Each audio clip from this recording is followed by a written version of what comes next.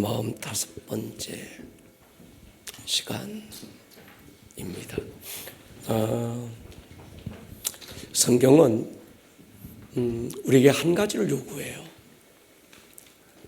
하나님을 알아라. 하나님을 알 때 그냥 알지 말고 힘써 하나님을 알자. 호시아 선지자는 우리가 망하는 이유, 이 땅에서 우리가 안 되는 이유, 하나님을 아는 지식이 없다는 거예요. 여러분, 그런 말을 해요. 30년을 저 사람과 살아도 그 사람 모르겠어요. 뭘 모른다는 걸까요? 존재를 모른다는 게 아니라 마음을 모르겠다는 거예요. 하나님을 알라. 하나님의 존재를 알라는 게 아닙니다. 하나님의 마음을 알기를 원하는 거죠. 하나님의 마음을 어떻게 알 수 있을까요? 바울은 에베소서에서 지혜와 계시의 영이 부어지면 하나님을 안대요. 지혜와 계시의 영이 뭘까요? 지혜의 영, 계시의 영. 환상 보고 하나님의 음성을 듣고 이런 개념이 아닙니다. 지혜의 영도 계시의 영도 성경이에요. 아멘입니까? 성경은 하나님의 마음이고 성경은 하나님의 지혜입니다. 성경을 알아야 하나님의 마음을 알 수 있습니다. 성경은 우리에게 영을 분별해라. 무엇으로 영을 분별할까요? 영 분별의 기준, 성경인 거죠. 이게 하나님으로부터 온 것인지 아니면 세상으로부터 온 영인지 아니면 어둠의 영, 미혹의 영인지 어디로부터 누구로부터 온 영인지 우리가 분별해야 되는데 그 기준이 성경입니다. 성령은 진리의 영이라고 하실 때 성령은 진리이신 성경을 초월하지 않습니다. 성경은 진리 가운데로 우리를 인도하고 하나님의 말씀이 계속 생각나게 하는 거죠. 오늘 이 밤에 여러분 지혜와 계시의 영이 부어져서 하나님의 마음을 더 깊이 알기를 주님의 이름으로 축원합니다. 모르고 믿는 건 미신입니다. 오늘날 교회 안에 미신이 굉장히 많습니다. 뭐 믿는지 물어보면 모른대요. 근데 덮어놓고 믿는다는 겁니다. 그냥 믿어. 그게 믿음이 좋은 건 줄 알아요. 여러분, 그건 샤머니즘이죠. 하나님의 아버지 되심이 어떤 것인지 알고 믿어야 합니다. 하나님의 마음, 그분의 아버지 되심을 정확하게 알고 우리에게 보여주신 분이 예수님이죠. 요한복음 1장 14절에 보면 그 예수님은 하나님의 품속에 독생하셨다고 그래요. 하나님의 마음속에 계셨던 분.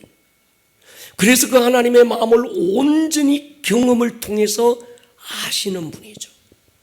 예수님이 이 땅에 육을 입고 인간의 몸으로 오셨을 때 가장 안타까운 건 우리가 밥을 못 먹고 이런저런 어려움을 당하고 그게 아니었어요. 하나님을 믿는다는 사람들이 하나님을 오해하는 거예요. 하나님의 마음을 모르고 있는 겁니다. 그래서 하나님은 이런 분이다 바르게 가르쳐주고 싶어서 우리에게 세 가지 비유로 누가복음 15장에 말씀해 주셔서요.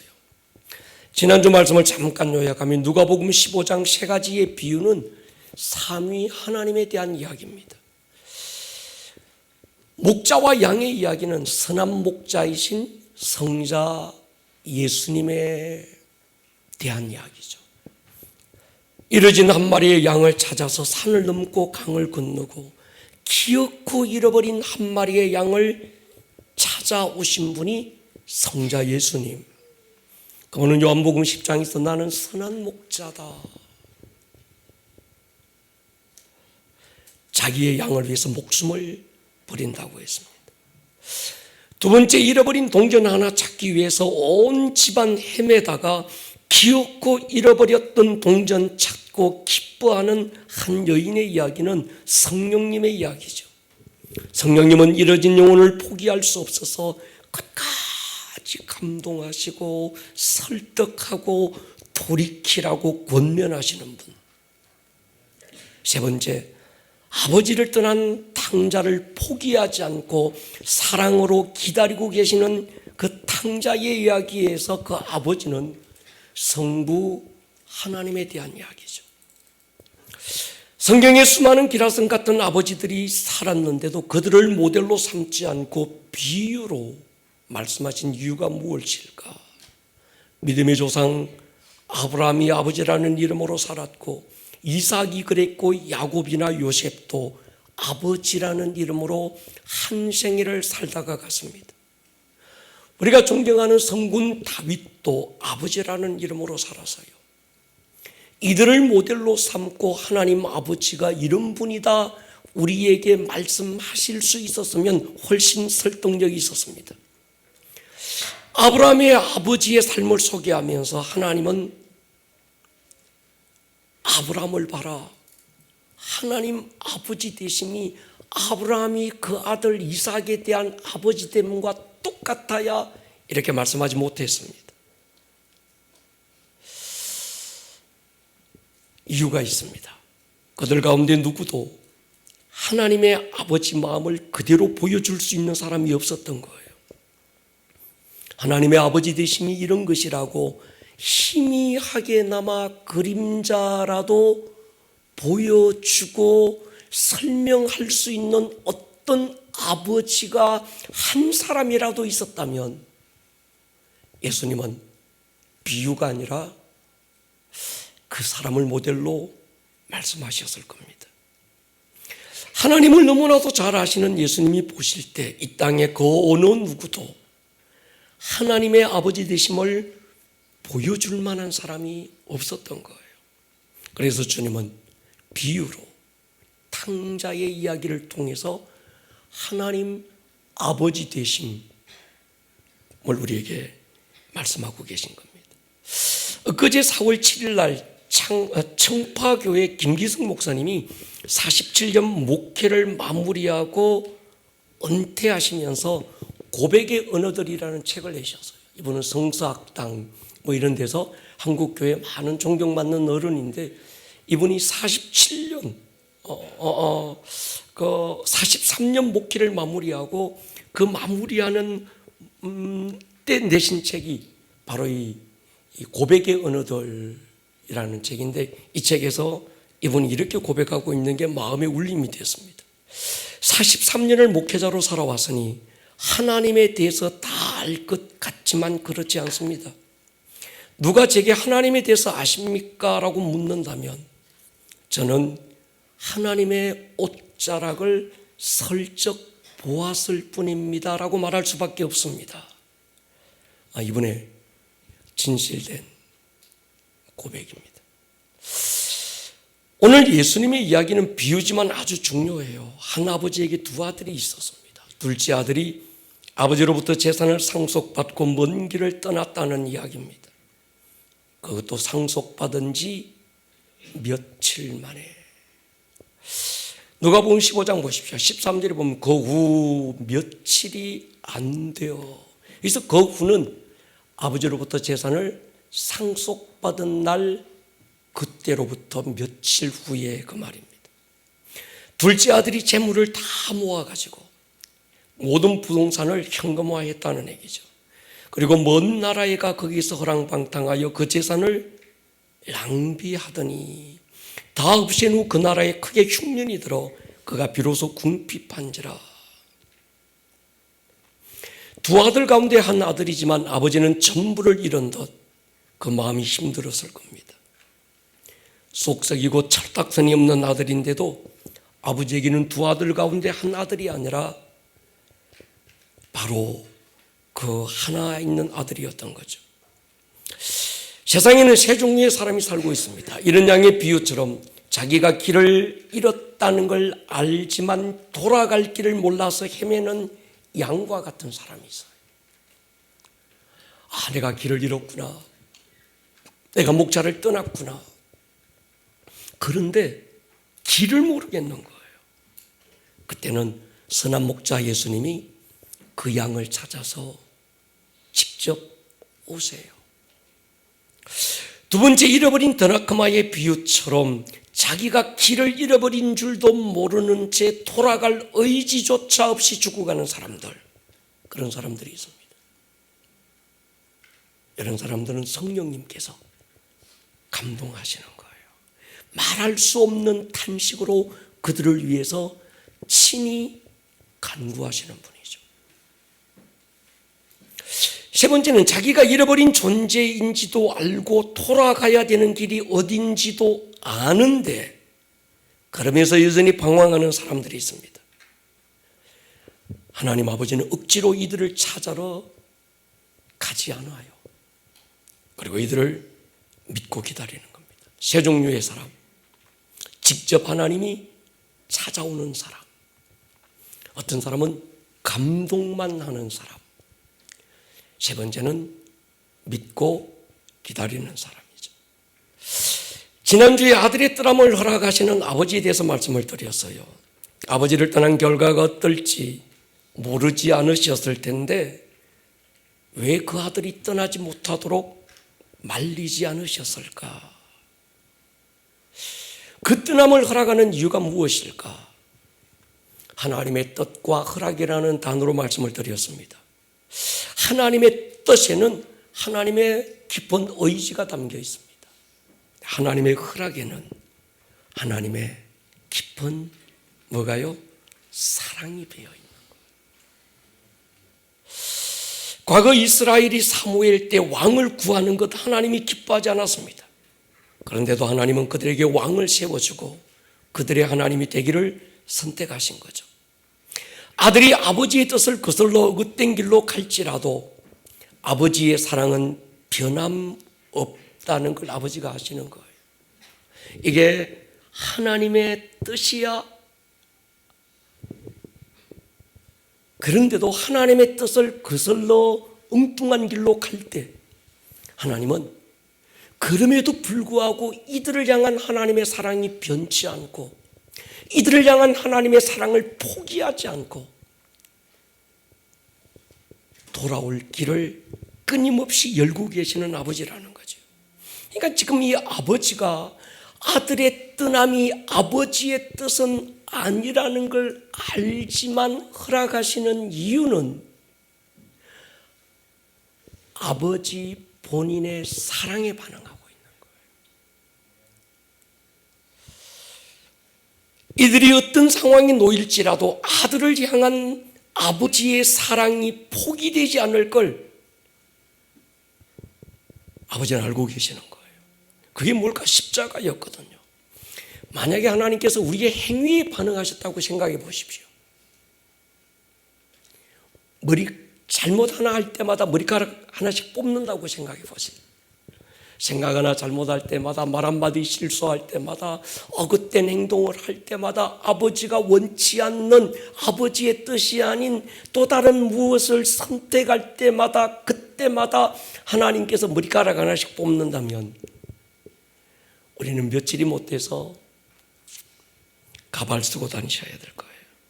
그런데 하나님은 머리카락 뽑는 대신에 머리카락의 숫자 헤어가시면서 기다리시는 아버지인 거죠. 여러분, 종교는 나의 어떠함의 결과지만 신앙은 하나님의 어떠하심이 만든 결과입니다. 하루에도 12번 헬라 뺐다 가는데 그럼에도 불구하고 그분의 어떠함은 변함이 없는 거예요. 한 번 사랑하기로 결정한 것에 대해서는 결코 후회하지 않는 하나님. 하나님은 여러분들의 행위가 아니라 아버지 당신의 사랑에 반응한다는 사실을 잊어서는 안 됩니다. 아들이 부당한 요구를 하고 있다는 것 아버지가 알아요. 아들이 아버지의 재산을 가지고 떠나면 결과가 어떻게 될지도 알고 계셨습니다. 그럼에도 불구하고 아버지는 재산을 나누어 주고 아들의 떠남을 허락합니다. 이유는 다시 돌아올 것도 아시는 거예요. 돌아오는 아들이 얼마나 초라해지고 얼마나 비참해지고 얼마나 더러워져서 냄새 나더라도 아버지의 사랑이 변치 않을 걸 아버지는 아시는 겁니다. 이것이 우리를 향한 하나님 아버지의 마음이거든요. 지난주 여기까지 요약했습니다. 오늘은 더 깊은 아버지의 사랑이 있습니다. 기다리는 거예요. 기다리시는 그 아버지의 사랑이 가장 큰 사랑입니다. 제가 가끔씩 저희 새가족실에서나 아니면 어떤 인카운터나 아니면 어떤 아름다운 동행의 게스트분들을 위해서 기도할 때 가끔씩 그런 마음이 들어요. 내종아, 내가 저 사람을 오래 기다리고 있었다. 그런 사람들은 대개 어린 시절 신앙생활을 열심히 했거나 그 엄마 아버지가 이 사람을 위해서 하나님 앞에 눈물병에 담아놓은 눈물이 많은 사람들, 그런 사람들을 위해서 기도해주면 제 안에 주님의 마음이 들려요. 내가 오래 기다렸어.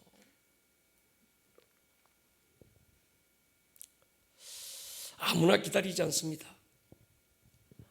믿음이 전제될 때 기다리는 거죠. 아무나 기다리잖아요. 소망이 전제될 때 기다리는 겁니다. 성자 예수님은 우리를 찾아오셨지만 성부 아버지는 오늘도 우리를 기다리시는 분이죠. 찾아오신 것도 사랑이지만 기다리시면 더 큰 사랑인 거예요. 아들은 할 수만 있으면 먼 곳으로 떠났습니다. 그 나라가 어떤 나라인지 모르겠지만 그곳에서 가지고 간 모든 재산 흡의하고 말았습니다. 설상가상 그 나라에 흉년이 들었어요. 둘째 아들이 어떻게 허랑방탕하게 살았는지 자세하게 기록되지 않았지만 아버지께는 그게 중요하지 않았습니다. 아버지에게 중요한 건 이 아들이 돈을 얼마나 흡의했느냐, 얼마만큼 아주 막 망신창이로 살았느냐, 그게 중요하지 않았습니다. 아버지에게는 이 아들이라는 존재가 중요했던 거예요. 손에 가진 그 돈 영원할 줄 알았습니다. 돈이 있으니 친구 있었고 나름 살만했습니다. 돈이면 뭐든지 다 될 것 같았고 영원할 것처럼 착각 속에 살았습니다. 이 아들은 그 돈이 그렇게 빨리 자기를 배신할 줄 예상하지 못했어요. 여러분, 돈만큼 쉽게 배신하는 친구가 없습니다. 돈 따라가지 말고 아버지 따라가십시다. 요한일서 보세요. 같이 한번 읽을게요. 시작. 이 세상이나 세상에 있는 것들을 사랑하지 말라. 누구든지 세상을 사랑하면 아버지의 사랑이 그 안에 있지 아니하니 이는 세상에 있는 모든 것이 육신의 정욕과 안목의 정욕과 이생의 자랑이니 다 아버지께로부터 온 것이 아니요 세상으로부터 온 것이라. 이 세상도 그 정욕도 지나가되 오직 하나님의 뜻을 행하는 자는 영원히 거하느니라. 아멘. 돈 쫓아가지 말고 사람 따라가지 말고 주님 따라 말씀 따라가기를 축복합니다. 돈에 대한 성경적 지식 100번 강조해도 모자랍니다. 돈을 버는 법도 배워야 되지만 쓰는 법을 배워야 돼요. 우리는 버는 법만 배워줬지 쓰는 법을 배워주지 못했어요. 그러다 보니까 버는 건 열심히 버는데 바르게 쓸 줄을 몰라요. 잘못 버는 것도 죄지만 잘못 쓰는 것도 더 큰 죄가 됩니다. 100만 원을 만 원처럼 쓰는 사람도 있지만 만 원을 100만 원처럼 쓰는 사람도 있거든요. 돈은 은사입니다. 손에 움켜쥐고 있으면 물처럼 빠져나가거나 고여있는 물처럼 악취를 풍깁니다. 여러분, 가치 있게 쓰는 법을 배워야 돼요. 영원한 것을 위해 쓰시기를 축복합니다. 결과적으로 흉년도 하나님의 은혜였습니다. 흉년은 현실적으로는 고달프지만 메마름과 가뭄도 하나님의 초청장이었어요. 아들아, 와, 빨리 내게로 와. 실패도 은혜였습니다. 누가복음 15장 15절 보십시오. 가서 그 나라 백성 중 한 사람에게 붙여 사니 그가 그를 들로 보내어 돼지를 치게 하였는데 그가 돼지 먹는 쥐염 열매로 배를 채우고자 하되 주는 자가 없었다. 모든 걸 다 잃어버린 아들, 돼지를 치는 사람에게 가서 일해주고 돼지가 먹는 쥐염 열매로 배를 채우는 신세가 됐습니다.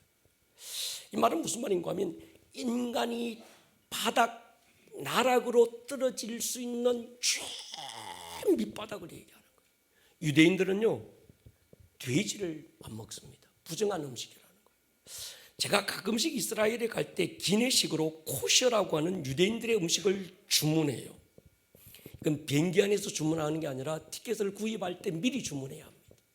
혹시 여러분 비행기를 타고 갈 때는 코셔를 한번 주문해 보십시오. 마탱이는 없어요.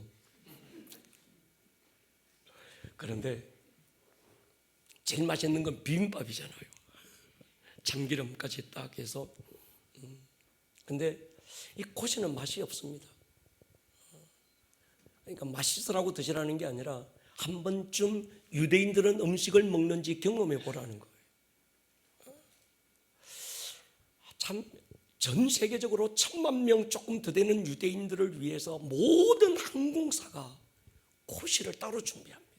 그리고 제가 코시를 준비하면 미리 특별하게 유대 율법에 따라 금해진 것들은 다 버리고 오직 유대인들만을 위해서 만들어진 음식을 포장 딱 해서 배달해 줘요. 특별하게. 그 기분이 좀 괜찮은 거죠.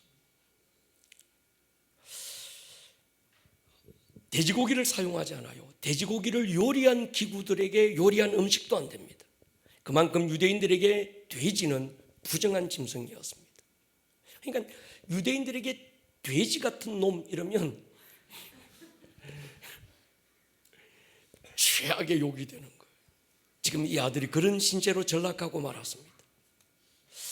돼지가 먹는 쥐염 열매로 배를 채우고 있었다. 돼지 음식을 착복했다는 건데 더 이상 내려갈 수 없는 지경까지 비참한 신세가 됐다는 얘기입니다. 그제서야 이 아들이 아버지를 생각해요. 돈 떨어지고 친구들 떠나고 외로운 신세가 됐을 때도 아버지 생각하지 않았습니다. 정말 더 이상 내려갈 수 없는 바닥에 떨어지고 나서야 그제서야 아버지가 생각나는 겁니다.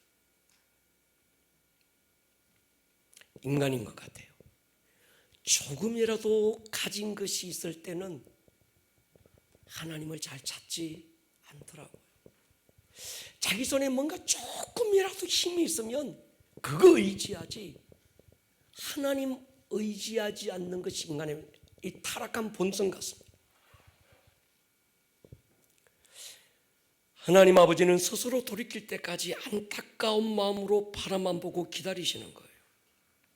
자신에 대한 철저한 절망이 하나님 아버지께 대한 온전한 소망이 될 때까지 기다리는 거예요.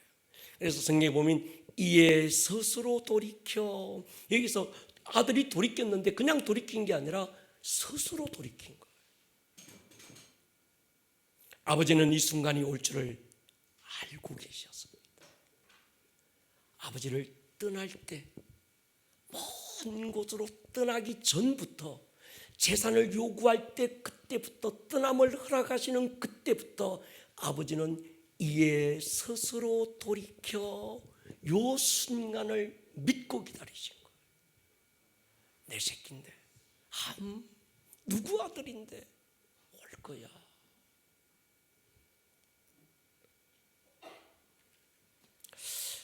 이에 스스로 돌이켜. 여러분, 우리가 하나님 앞에 엎드릴 때는 바짝 엎드리기를 축복합니다.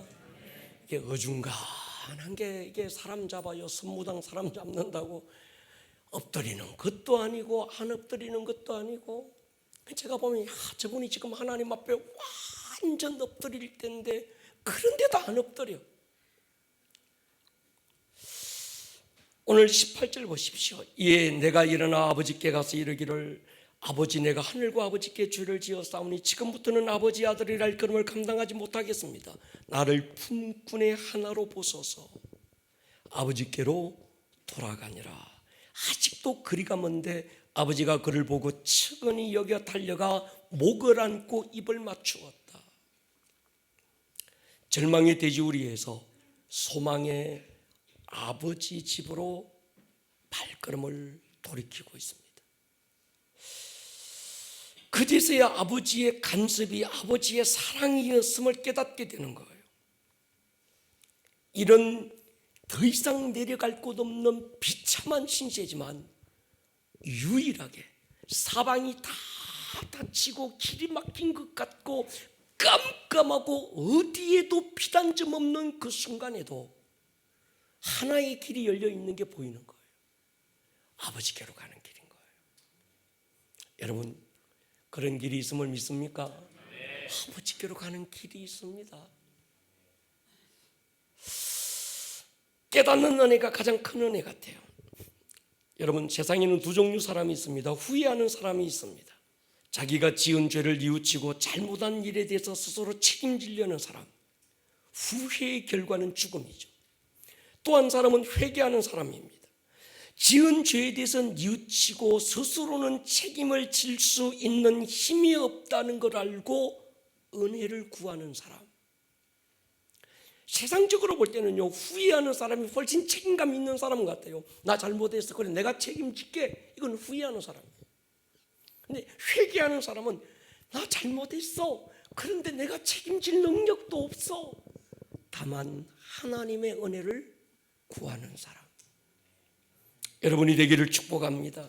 가룟 유다와 베드로의 차이가 여기 있습니다. 예수님의 12제자 가운데 한 사람 가룟 유다, 은 30에 눈이 어두워 서성을 팝니다. 자기의 잘못을 깨닫고 뉘우치고 잘못한 것에 대한 책임을 지가 지는 거예요. 그래서 받은 돈 성전에 뿌리고 스스로 목매어서 죽어버려요. 베드로 보십시오. 3번씩 주를 부인합니다. 그냥 부인한 게 아닙니다. 저주하고 부인해요. 어쩌다가 부인한 게 아닙니다. 미리 부인하고 잘못할 것도 알고 가르쳐 줬어요, 주님이. 너 나 3번 부인할 거야. 정신 바짝 차려야 돼요. 그런데도 주님을 부인하고 말았어요. 자기가 잘못한 걸 알고 뉘우치지만 내가 책임질게 이러지 않습니다. 은혜를 구하는 거예요. 고린도서 7장 보십시오. 같이 읽을게요. 시작. 하나님의 뜻대로 하는 근심은 후회할 것이 없는 구원에 이르게 하는 회개를 이루는 것이요 세상 근심은 사망을 이루는 것이니라. 후회하지 말고 회개하십시다. 여러분, 내가 책임질 수 없어요. 내가 했던 거짓말 하나가 어떻게 내가 책임져요? 하나님의 은혜를 구하기를 축복합니다. 이에 일어나서, 이건 뭔가 하면 회개가 뭔지를 가르쳐 주는 겁니다. 회개만 하고 있는 게 아닙니다. 이 아들은 후회만 하고 있는 게 아니라 회개가 뭔지를 가르쳐 주는 거예요. 방향을 가르쳐 주는 겁니다. 여러분, 회개는 뉘우침이 아니라 방향 수정입니다. 돼지우리에서 아버지께로, 나에게서 예수님에게로. 아멘입니까? 생각과 뉘우침으로 끝나면 회개가 아닙니다. 방향 전환이 일어나야 합니다. 이 아들은 어디를 봐도 잘한 게 하나 없는데 딱 하나 잘했어요. 이에 일어나서 아버지께로 돌아가니라. 이거라도 잘할 수 있기를 축복합니다. 이거라도 잘하면 살아요. 근데 이거 잘하기가 참 쉽지 않은 거예요.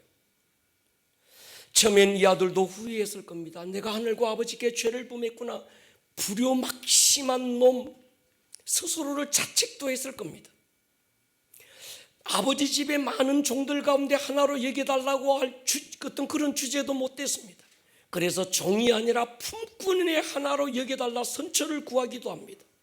여러분, 종과 품꾼은 다릅니다. 종은 아버지 집에 살면서 아버지의 가족처럼 아버지 집 안에 살고 아버지의 소유로 된 하인을 말해요. 품꾼은 밖에 사는 사람입니다. 하루 와서 일해주고 하루 품삯을 받아가는 사람. 아버지 집에는 많은 종들이 있는데 그 종들은 걱정없이 배불리 먹는 거예요.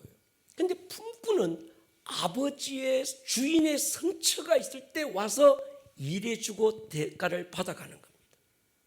그러니까 종이 아니라 품꾼의 하나로 선처를 요구하는 겁니다. 네 아버지는요, 아들을 기다려요. 아들은 아버지를 떠났는데 아버지는 아들을 떠날 수 없었습니다.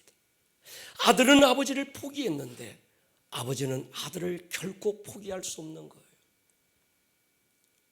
아들은 아버지를 잊었는데 아버지는 아들을 한시도 잊을 수 없는 거예요. 그 사랑이 아들을 포기할 수 없게 만든 겁니다. 내 새끼인데 돌아올 거야. 반드시 올 거야. 그 믿음이 아들을 기다리게 할 힘이 됐던 거예요. 아들이 아버지를 떠난 이후 아버지는 밤이 늦어도 삽장문을 잠그지 못했습니다. 아침 날이 밝으면 동구 밖 정자나무 아래 가셔서 먼 산 바라보고 누군가를 기다리고 계셨어요. 어쩌다가 저 멀리서 사람 비슷한 그림자만 보여도 혹시 가슴이 뛰고 눈빛이 변했습니다. 그러기를 수없이 반복하고 실망하고 또 기대하고 포기하고 또 실망하고 했지만 아버지는 매일 그 아들을 기다립니다. 여러분, 하나님은 어떤 분일까? 우리를 기다리는 분이죠. 이사야 30장 보십시오. 같이 읽을게요. 시작.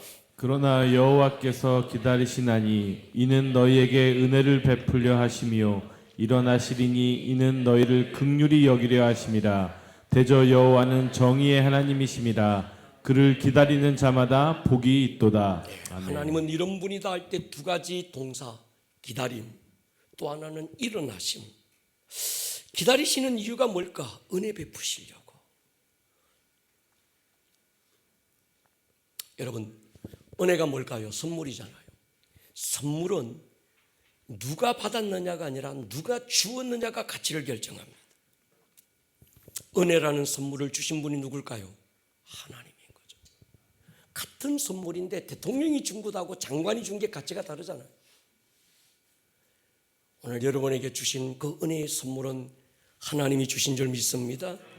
그 선물의 가치는 하나님의 독생자의 목숨만큼 큰 가치였습니다.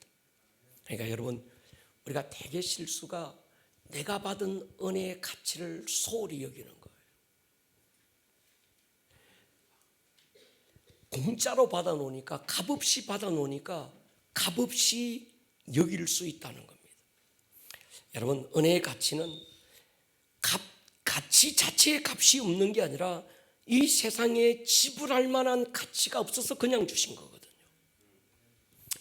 그분이 일어나서 우리에게로 달려오시는데 이유가 뭡니까? 긍휼히 여기시려고.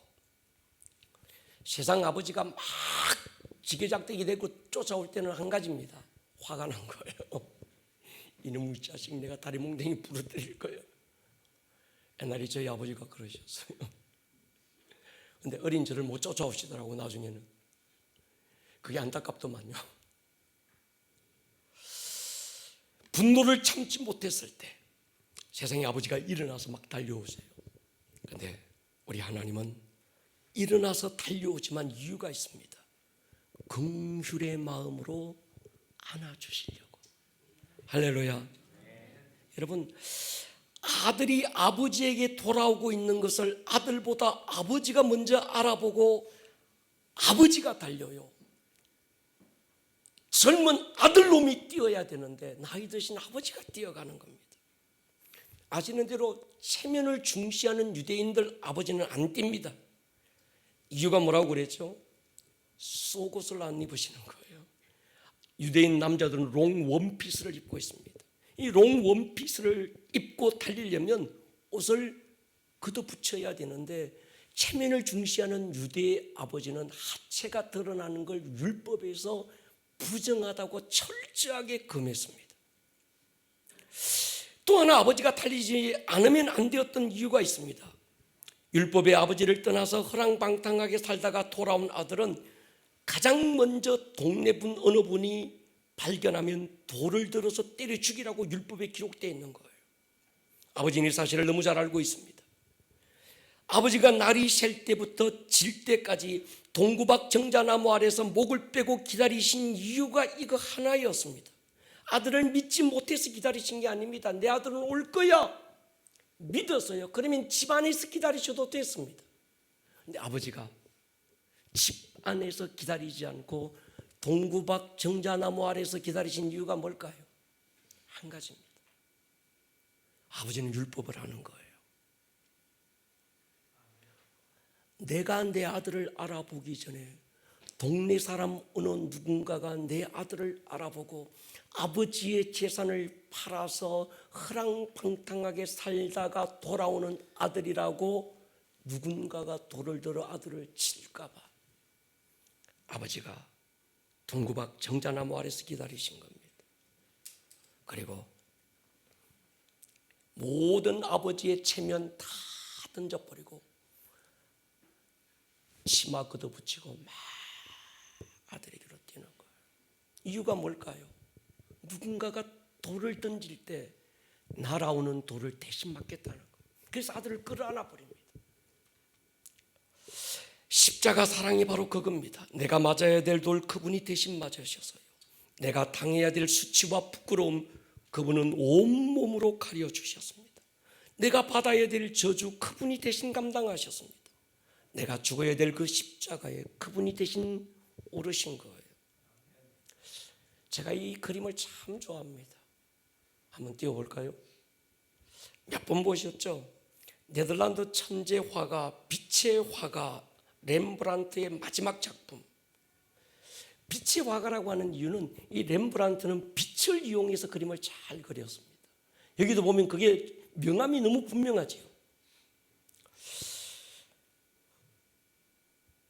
아버지의 눈을 한번 보십시오. 아버지의 눈에는요 초점이 없어요. 아들을 기다리다 긴 그리움에 눈을 뜰 수 없었습니다. 아들의 과거를 규명해서 청문회하겠다는 도끼스러운 눈빛이 없었습니다. 아버지의 손을 한번 보십시오. 오른손과 왼손이 다릅니다. 오른손은 엄마의 손인데 왼손은 아빠의 손이에요. 하나님의 아버지 마음과 하나님의 어머니의 마음을 렘브란트는 잘 표현했습니다. 한 손은 지킴의 손이지만 또 한 손은 용서와 용납의 손이죠. 아들의 머리 한번 보십시오. 삭발입니다. 가장 부끄러운 모습이죠. 상하고 지친 얼굴입니다. 그런데 아버지의 품에 안겨서 가장 행복한 태아의 모습과 같은 거예요. 아들의 한쪽 신발은 벗겨져 있고 한쪽 신발 낡아서 반밖에 남지 않았습니다. 이것이 렘브란트는 하나님을 떠난 인류의 모습이고 하나님의 품에 안기기 전 오늘 저와 여러분들의 모습이라는 얘기죠. 하나님 아버지는 우리에게 은혜 베푸시는 분입니다. 그분은 은혜 베푸실 때를 아세요. 어느 때 베풀어야 은혜가 된다는 걸 아십니다. 여러분, 하나님은 우리의 기도를 듣고 계시지만 응답하실 때를 알고 계세요. 믿습니까? 어느 때 응답해야 가장 도움이 될 줄을 아시는 겁니다. 그래서 그때를 기다리시는 거예요. 하나님의 응답의 때를 기다리는 것도 우리에게 너무 힘듭니다. 하나님 빨리 응답해 주시면 좋겠는데 한시가 급한데 왜 이렇게 미루시지? 왜 이렇게 지체하실까? 회당장 야이로의 그 야이로처럼 말이죠. 가다가 12의 결루병 든 그 여인 발걸음 멈추어서 뭐 내 만졌냐, 누가 만졌냐, 왜 만졌냐, 또 간증해라, 들어봐라 막 그러다가 시간 떼놓치고 아니나 다를까 저기서 하인이 쫓아와요. 당신의 딸이 죽었다는 거예요. 그때 주님 말씀하세요. 두려워하지 말고 믿기만 해라. 마리아는 예수님이 빨리 오셔서 자기 오라비 나사로를 고쳐줄 줄 알았습니다. 왜 이렇게 안 오시지? 얼마나 기다렸겠어? 근데 주님은 몰라서 안 가신 게 아닙니다. 응답의 때를 기다리시는 거예요. 여러분, 하나님의 지체하심에 믿음이 떨어지지 않기를 축복합니다. 기도 응답은 자판기가 아닙니다. 버튼만 누르면 쏟아지는 그런 커피 자판기가 아닙니다. 하나님은 가장 좋은 때를 알고 계시고 신속한 응답보다 우리가 기다림으로 성숙해지기를 원하시는 거예요. 제가 생각해 봤어요. 체면을 중시하는 한국 아버지라면 어땠을까? 사람들이 오가는 길목에서 매일 아들을 기다리다가 어느 날 이 아버지가 돌아오는 아들을 발견합니다. 그렇지만 돌아오는 아들을 그에게 내가 기다리고 있었다는 걸 들키지 않으려고 얼른 집에 들어가서 안방문을 닫고 돌아앉습니다. 아들이 어디쯤 왔을까 궁금해서 미치겠는데 절대 티를 내지 않습니다.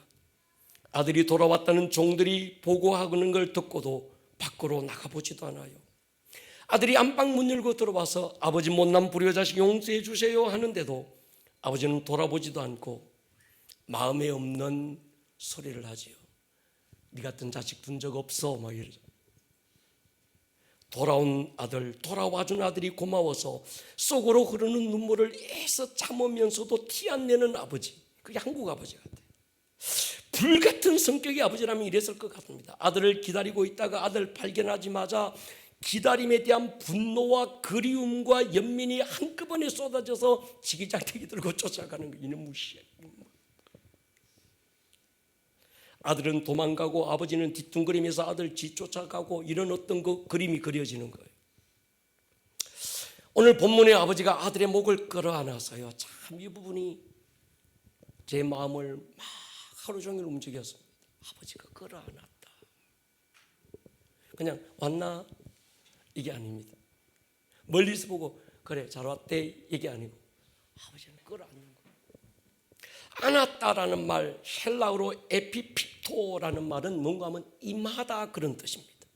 신약 성경에 10번 나오는데 사도행전 11장 15절에 보면 내가 말을 시작할 때 성령이 그들에게 임하시기를 할 때 여기서 임하시기가 에피픽토 안았다 그런 뜻입니다.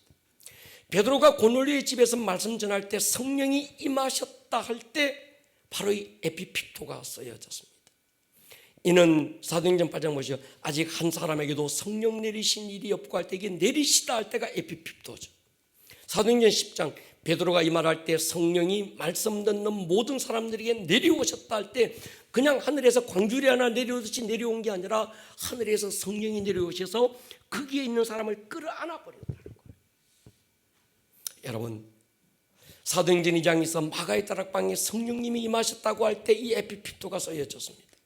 누가복음 15장에 아버지가 아들을 끌어안듯이 성령님께서 우리를 안으시는 거예요. 여러분, 오늘 이 밤에는 이 은혜가 있기를 축복합니다.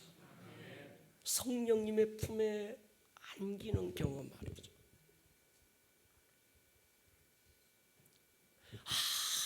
아무리 힘들고 넘어져서 무릎 박 해주고 아프더라도 엄마가 쫓아와서 한번 안아주면 다 낫잖아요. 오늘 이 밤에 여러분 이 은혜가 임하기를 주님의 이름으로 축원합니다. 우리 한번 기도하고 하나님 앞에 나아갔으면 좋겠어요. 에피픽토라는 단어를 기억하십시오. 하나님, 우리는 종교 행위를 하려고 온 게 아닙니다. 어떤 의식 때문에 온 것도 아닙니다. 하나님을 알기 위해서 왔습니다. 안다고 할 때 이 알면 안기는 것을 말합니다. 여러분의 마음의 짐이 얼마나 무겁든지, 슬픔으로 저린 가슴이 얼마나 크든지, 잃어버린 상실, 마음에서부터 일어나는 모든 거절감들 한순간 녹일 수 있는 힘이 있습니다. 아버지 품에 안기는 거예요. 이 밤에 성령님은 하늘 문을 열고 이 자리에 이미 여러분을 안아주시기 위하여 두 팔 벌리고 와 계신 줄로 믿습니까? 아멘. 주님, 나를 안아주시옵소서.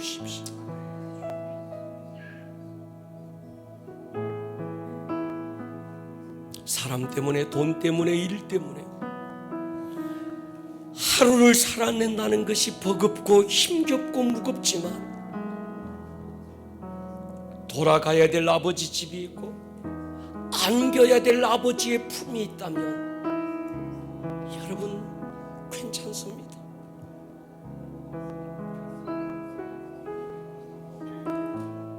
아버지야,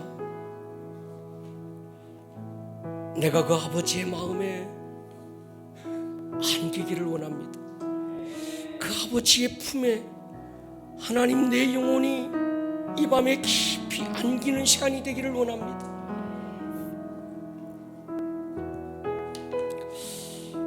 그 아버지의 사랑이 아니면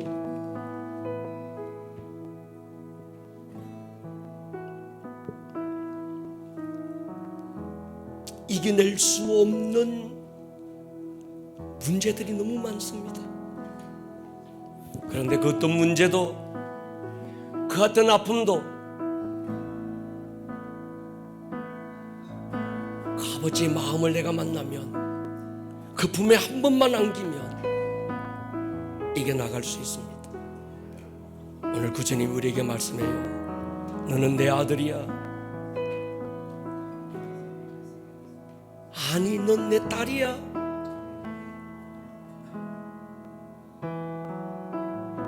그분 우리에게 말씀해요. 여러분을 자녀라고 말씀합니다. 오늘 들었던 이 말씀이 듣는 말씀에서 끝나지 않고 여러분들의 삶에 살아내는 말씀으로 생명력 있는 말씀이 될 수 있기를 주님의 이름으로 다시 한번 축복합니다.